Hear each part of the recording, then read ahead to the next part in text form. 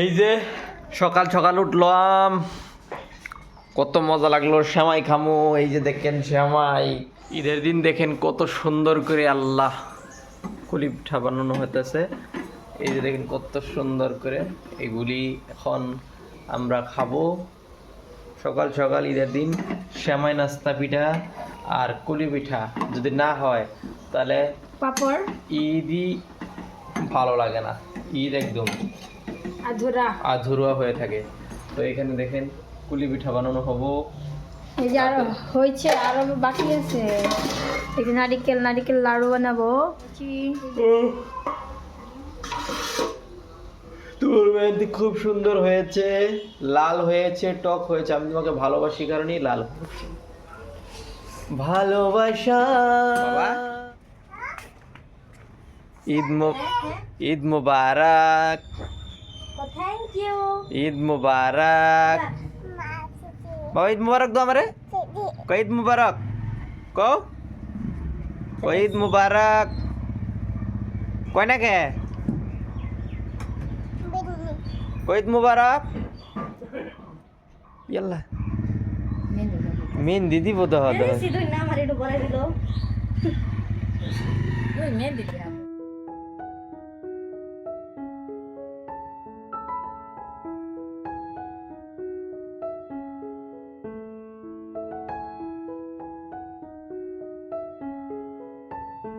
এই যে দেখতে পারছেন ঈদের দিন সকালটা আমার কি ব্যস্ততার মাধ্যমে গেল।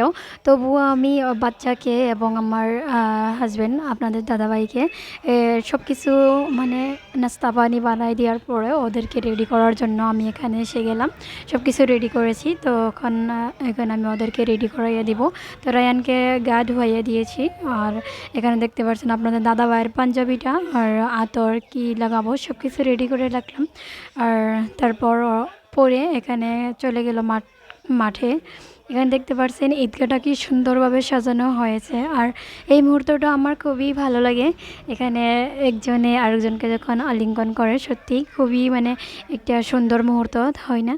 আপনাদের কেমন লাগে আমি জানি না, আপনারা কমেন্ট করে বলবেন আমাকে কেমন লাগে আপনাদের এই মুহূর্তটা। আমার কিন্তু অনেক ভালো লাগে। আর এই মুহূর্তটা সত্যি 1 বছর পরে পাওয়া যায়, তাই না?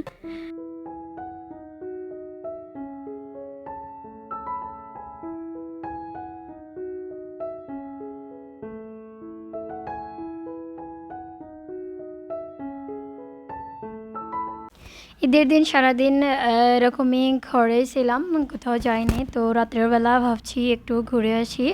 আমি আপনাদের দাদাভাই বাবাকে নিয়ে আর আমার ছোটো বোন ছিল আমাদের ঘরে এসেছিল। তো ঈদের দিন তো ভাবলাম ওকে নিয়ে একটু ঘুরে আসি। তো কোথায় আর যাবো, রেস্টুরেন্টেই গিয়েছিলাম।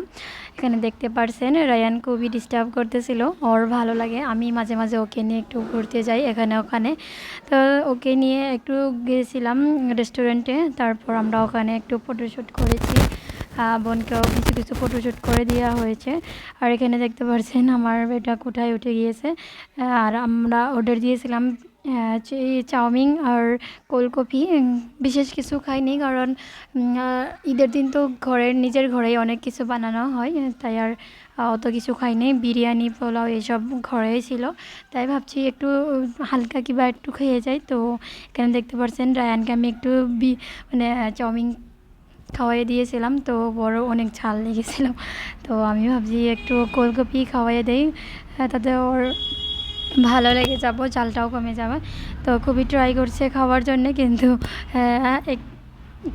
কিন্তু খুবই হাসি যাচ্ছিল তখন, রায়ানের মুখে যাচ্ছিল না, তার হ্যাবিট না এইভাবে খাওয়া। সো ওকে পানি খাওয়াই দেওয়া হয়েছে।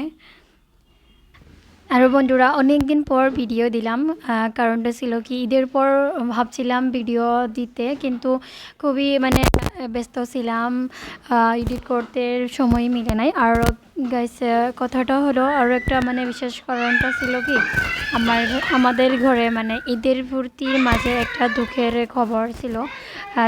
খুব একটা বড় দুর্ঘটনা হয়ে গেছে, যার জন্য আমি এই ভিডিওগুলো দিতে পারিনি। ইনশাল্লাহ আমি নেক্সট ভিডিওতে শেয়ার করব ঈদের পর একটা এনজয়ের মুহূর্তে আমাদের ঘরে গিয়ে দুর্ঘটনা হয়েছিল। আর বন্ধুরা যদি আজকের ভিডিওটা আপনাদের ভালো লেগেছে প্লিজ লাইক কমেন্ট শেয়ার করে দিবেন। আর যারা যারা নতুন এসেছেন প্লিজ সাবস্ক্রাইব করে দিবেন। আল্লাহ হাফিজ।